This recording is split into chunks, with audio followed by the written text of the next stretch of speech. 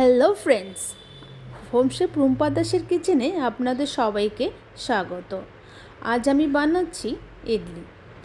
Soft আর spongy idli খুব সহজেই আপনারা বাড়িতে কি করে বানাবেন তারই রেসিপি আজ আমি আপনাদের সাথে শেয়ার করব।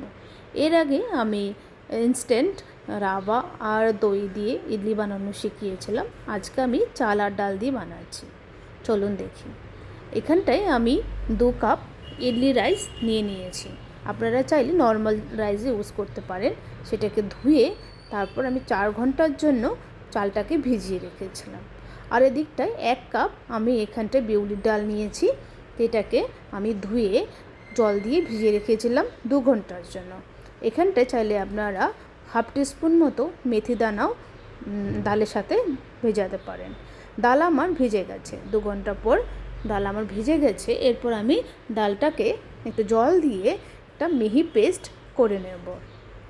আমি পেস্টটা করে হাত দিয়ে দেখিয়ে দিচ্ছি যে ডালের পেস্টটা কীরকম স্মুথ হবে।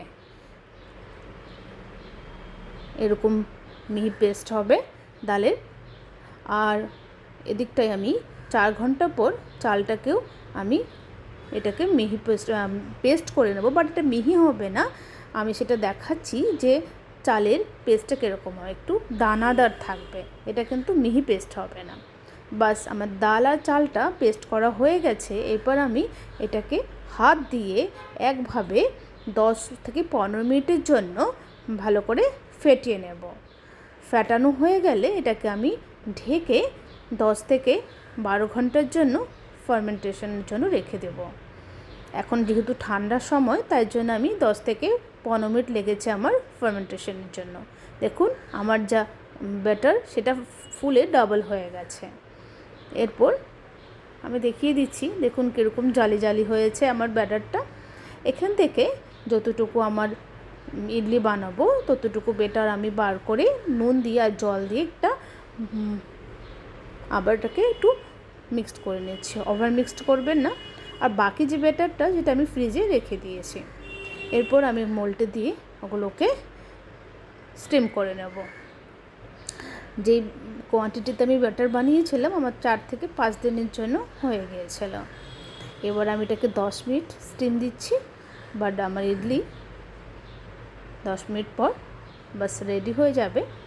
আর বন্ধুরা দেখুন আমার তৈরি হয়ে গেছে স্পঞ্জি ইডলি। বন্ধুরা এই যে ব্যাটারটা আছে, এই ব্যাটার দিয়ে আপনারা চাইলে ধোসা, উত্তাপাম এগুলোও বাড়িতে বানিয়ে নিতে পারেন খুব সহজে। আর বন্ধুরা আমি একটি টিপস শেয়ার করছি আপনাদের সাথে। এই ইডলি মেকারে খুব সুন্দর ভাপা পুলি স্টিম দেওয়া যায়। আপনারা চাইলে একবার ট্রাই করতে পারেন।